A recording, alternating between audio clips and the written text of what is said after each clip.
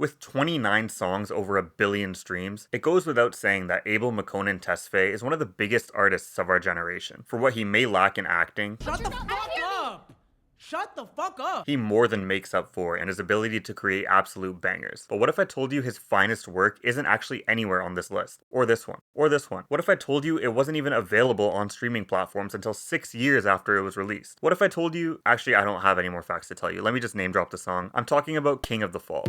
I'm added up, I just ate a plate for breakfast. Now, this song does have 96 million views on YouTube, so I recognize that this is not really the biggest secret of all time, and I also recognize that it's probably not actually his best song, especially if you don't really like the style from him, as The Weeknd's music does span a lot of different sounds at this point. But what did you want me to title this? Why is this The Weeknd's 6th or 7th best song? Like, I'm not going to do that. What I am going to do, though, is invite you all to indulge with me on this journey as to why I feel like this song is still super underrated for its quality. If you haven't listened to it, now's the time to go ahead and do so. If you want, it's not necessary. So without further ado, let's just get started. Them fall shows every year like a birthday, and I'ma do it every year in my birthplace. Now, I think this is supposed to be the part where I would start breaking down the deep themes and hidden meanings in this track, but to be honest, there's not really a ton of that going on here. This is 4 minutes and 37 seconds of Abel rapping about girls, drugs, and fame in a pretty unashamed manner, even for The Weeknd standards. It's so unashamed that he feels the need to let us know he makes all of his girls swallow 16 times in a row to round out the track, just in case the message wasn't clear the first 15 times, I guess. Jokes aside though, part of the appeal of this track to me is exactly how direct he is on here. You see, this song came out in 2014, and 2014 was a very transitional year, both for me and The Weeknd. For me, I was about to go through puberty, and for Abel, he was about to become a superstar. In case you need more context, this is right after his edgier Kissland era, and right before he bursts onto the main stage in literal flames with songs like Can't Feel My Face and The Hills on Beauty Behind the Madness the following year. To me, this song is almost foreshadowing that giant leap he's about to take into the spotlight, as he steps outside of his mysterious, shady persona and says for the first time, you know what? Let me talk my shit a bit. And boy does he talk, switching from flow after flow in this half singing, half rapping combo that really only he can pull off this well. As he tells the listener about his private flights and drug selection for the morning with so much confidence and swag that you can't help but fully immerse yourself in the picture he's painting. His voice is directly in your face for practically the entire track, and it is actually pretty rare to hear him sustain the higher paced tempo he brings on here for 4 minutes straight. Don't get it twisted, I'm not saying this is some Eminem level lyrical miracle, technically complex rapping, but it's really just the delivery that is so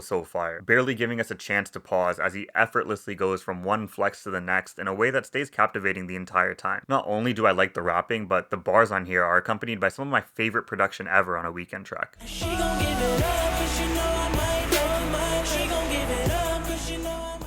I'll be the first to say, he has songs with way more going on production-wise. Songs like Faith and After Hours come to mind to me immediately as songs with more transformative production, or even stuff like Adaptation or Professional if we want to go further back. But there's just something about the way the sound on here instantly teleports me to a chilly fall evening in Toronto that is pretty special to me. It's led with these gloomy, reverb-heavy synths and a deep bass that forms this underground nighttime sound that still keeps that dark griminess we all fell in love with on Trilogy, but with a slightly cleaner, more polished edge to it. The drums in particular add a lot more conventional structure on here compared to the loose, almost improvised format present in so much of his earlier work. One's not necessarily better than the other, but the difference is definitely apparent. Instead of a broken down House of Balloons, we've officially moved into a penthouse. One that has much more grandeur and shine, yet still happens to lurk beneath the shadows as it overlooks the city. Now, like I mentioned earlier, if you're not into the sound, you might think this track sort of drags on, and I don't think my poetic metaphors are going to convince you otherwise. But for me, it's like this perfect subtle fog that allows Abel's voice to really pierce through it and shine, altogether creating this atmosphere in which there's not a single moment I'm not fully entranced. Finally, I'm not gonna lie, part of the appeal here is this track's relative obscurity. Everyone loves a hidden gem, okay? Especially when the song literally sounds like an underground secret that only the cool kids are supposed to know about. I'm not trying to gatekeep. In fact, I'm doing the complete opposite with this video, but I do just have to acknowledge that the song might not have had some of that mystique if it wasn't for the low-keyness of it all, which is honestly pretty symbolic to the original appeal of The Weeknd himself before he turned into the global superstar superstar he is today. Now, I did try to look into some of the specifics as to what exactly happened with this song's limited release, but honestly, there's not that much official for me to go off of. What we do know is that the song was released alongside Often as promotional singles for a pretty small tour under the same King of the Fall name, with 5 shows taking place across 4 cities during the, you'll never guess this, fall of 2014. Very clever, Abel. Now, both of these tracks were allegedly meant to be part of a new album that never actually came to fruition, as Abel pivoted towards Beauty Behind the Madness the following year, which did ultimately include the aforementioned Often, but not this track, which probably does make sense as this really wouldn't have fit on there at all. What that meant though is that the song would have to live on in the shadows, slowly amassing views on YouTube in a music video that sees Abel explore Toronto all cutely bundled up in his North Face jacket. Fast forward to September 2020 and his label finally decided to release it out of the blue, making it available on all platforms once and for all. It then got included in the deluxe version of his greatest hits compilation album thing that came out in 2024 called The Highlights. I don't really know what that was all about, to be honest. That felt like a label money grab to me, but the point is the song finally started getting some of the respect it deserved, and hopefully this video will help continue that agenda. Who knows, maybe if this video gets 5 likes, one day he'll even perform it live again. So if you want to see that happen as badly as I do, you know what to do. Anyway, that's all I have for today. Let me know some more underrated Weeknd songs in the comments down below, and other than that, I will see you next time.